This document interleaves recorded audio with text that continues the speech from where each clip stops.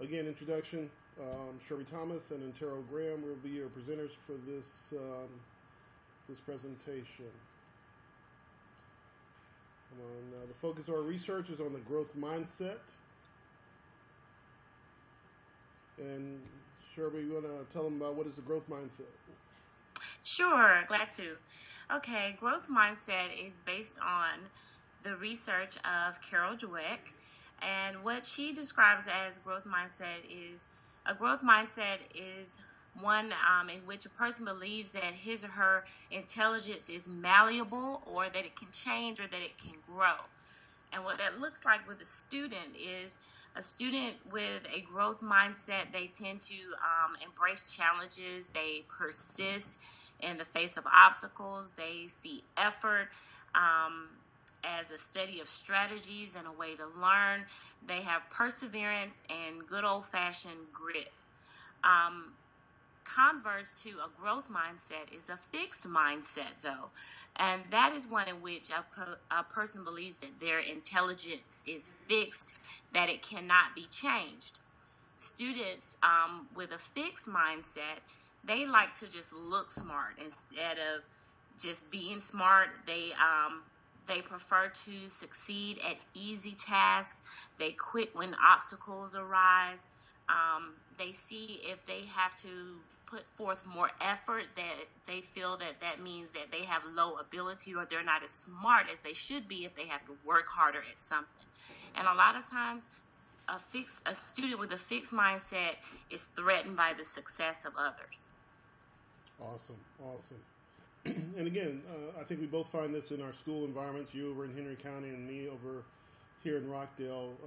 Students every day, and in my case, with a specialty school focused on the sciences, you see this in our students. And so, as we continue, what is the growth mindset? Again, it's a mastery goal oriented and focused on learning. The research conducted by DeWitt was determined approximately 45% of the young adolescents had a fixed mindset. That was kind of interesting as we went through this article. And the growth mindset, about 10 to 15% fall in between the growth model and the fixed model. So, again, as you guys are looking at your respective students out there in your buildings, it's an opportunity for you to kind of look and see the difference in between the two, sets of students. Kind of give an article overview. It was Dr. Julie Eperez, Dr. Lee Schumaul, and Dr. Jennifer Schmidt who did some research back in 2014. And what they focused on with the growth model in the science classroom was three things. They wanted to compare gifted and regular student beliefs about the malleable of intelligence in science. B, they want to investigate whether the teaching gifted and talented middle school students about malleability of the brain and the study skills help them to develop a growth mindset, and that came from DeWitt as well. And then finally, they wanted to examine whether there were teacher effects in the impact of that intervention. So those are the three things that they covered very effectively in this article. As we continue, the research investigates the growth mindset regarding science. And again, this was gifted students that was identified by using a state test, and they pulled them out. And again, they wanted to do, and you'll see later on in this presentation, where they did some interventions. And again, how was those interventions taking place? And the second purpose of research was to examine how gifted students responded to that intervention aimed at increasing that growth mindset. So the method of research, Shelby, what do you think? Well, for the method of research, the data was used and it was collected as a part of the incremental mindset and utility science learning and engagement. I know that's a mouthful, but that's the short version is iMuscle. That's a project in which it was a quasi-experimental study that was designed to test the impact of targeted treatments on male and female students in a science classroom. So pretty much what they did, they used this program to measure the growth mindsets of students that were in regular 7th grade science classrooms. Very good. And when you look at the setting of the research, it was done 2011-2012 school year.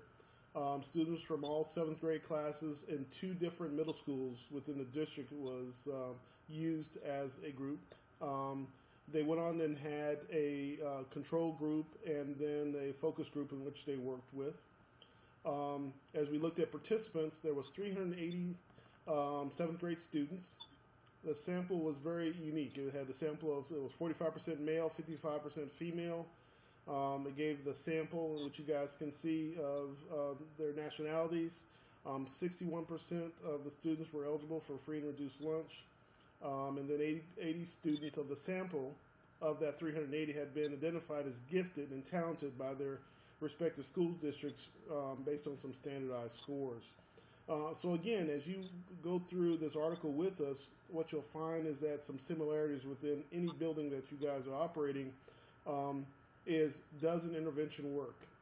And what we found, and you'll see in this, is that they found that when you educated that child on the possibilities and that they are smart, but here's why you're smart, they accepted it. They ran with it.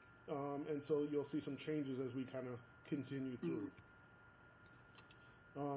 Sherry, what the study implementation, I believe they said was enrolled in a science class. Yes.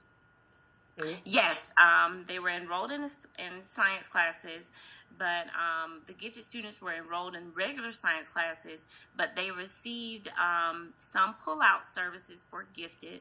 And the gifted students, some of the gifted students, 21.25% of them, were also enrolled in an after-school program that was sponsored by the National Consortium for Specialized Secondary Schools of Mathematics, Science, and Technology.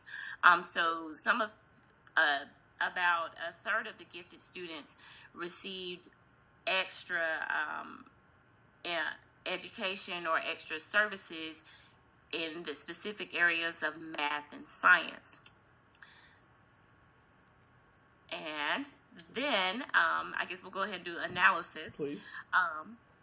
As far as the analysis, the students in 7 classrooms, out of all of the 7th grade students, 380 7th grade students, 7 of the classrooms received the mindset treatment. And what that looked like, we'll talk about that some more in the procedure. And then the remaining 9 classrooms served as controls for the mindset treatment, so they received no mindset treatment. In the procedure. So in the procedure, they use something that I was not familiar with, the brainology intervention. Looks like it was something that Dr. DeWitt actually came through her research and came up with. And it's based on 4 things. The goal of the program is to encourage a growth mindset in the learners, as we said earlier. It teaches how the brain works, that effort and learning strategies will improve one's intelligence. And again, they allow the kids to say, hey, they can make a difference in their learning lifestyles. The students participated in an interactive program. It was a software-based program for 6 weeks. And then at the end, they also took 4 surveys on a 6-point scale. Again, trying to collect as much data as they can on these kids with the control group as well as the gifted group.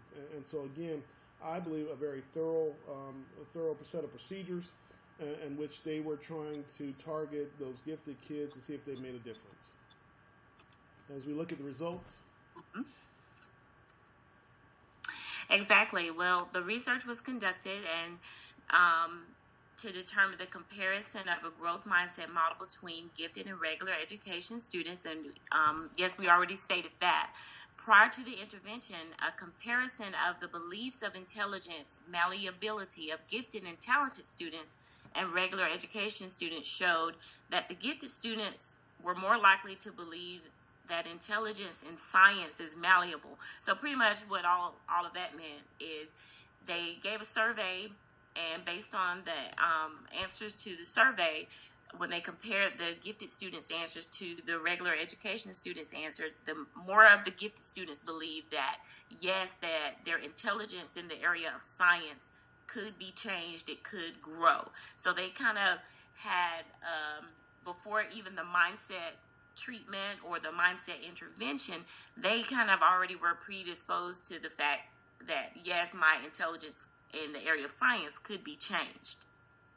But then, as far as the further with the results, the gifted and the talented students who participated in the intervention with the brainology treatment, their growth mindset did grow even further than what it was initially before the intervention, whereas the regular education students, their beliefs about the malleability of their intelligence actually decreased. Further analysis that wasn't shown in this study, and they made a point to say that they did not show this analysis, that the change was maintained through the follow-up demonstrating the lasting effect of the intervention. So even after the intervention was completed, they just made a point to say that even after the intervention was completed, this change in the students' understanding of their mindset and how their brain worked continued. Awesome. All right, we'll move on a bit further.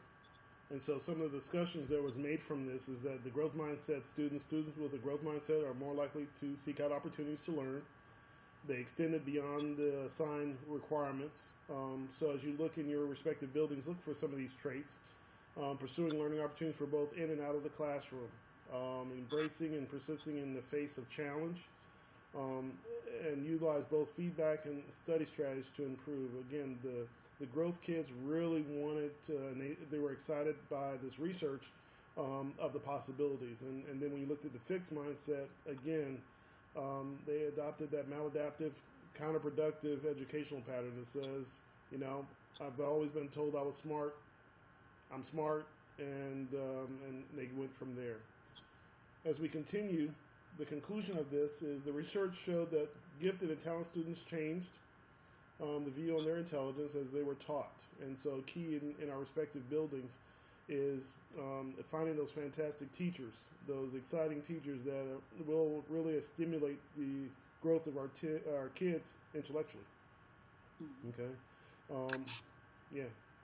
I was just going to say also, with the implementation of CCRPI, with a lot of schools paying attention to that, there's been a big push to implement a lot of this information into our buildings. So growth mindset, I know in my building and in my district, that is part of the culture of our schools now, where we teach these things, and there's specific language and verbiage that we use that goes along with growth mindset. So one main thing that if I'd like to just give as a takeaway, that's the power of the word yet. So when a student says that they can't, we always put yet on the end. So it gives that student, it's not necessarily hope, but helps them to understand that if I continue to give effort, if I continue to try, that I may not be able to do this now, but I'm growing and I'm getting better. I just don't have it yet. That's fantastic. We're gonna steal that over in Rockdale County, I think. Okay. So again, when we looked at future research, this study did not directly address the underachievement, the perfectionism, and the helplessness oriented that may undermine gifted students' realization of their potential. It also it focused on a likely factor underpinning those maladaptive patterns. It was interesting, and both Sherby and I was talking about future studies are needed to connect these constructs with mindset. And you're right, with CCRPI, I believe, again, I'm coming with a building that I manage that we have not done well regarding CCRPI, but over this past milestone test, my kids have actually shown some tremendous growth, and that's been very key for us. And again, maintaining that. I'm not sure. I'm sure the same thing over in Henry County. Exactly. Here's the works that we cited. If you guys, as you review our presentation, if our classmates have any questions regarding the growth mindset, please reach out to us. I think this was an interesting journey, both for Sherby and I, and we'll conclude the presentation at this time.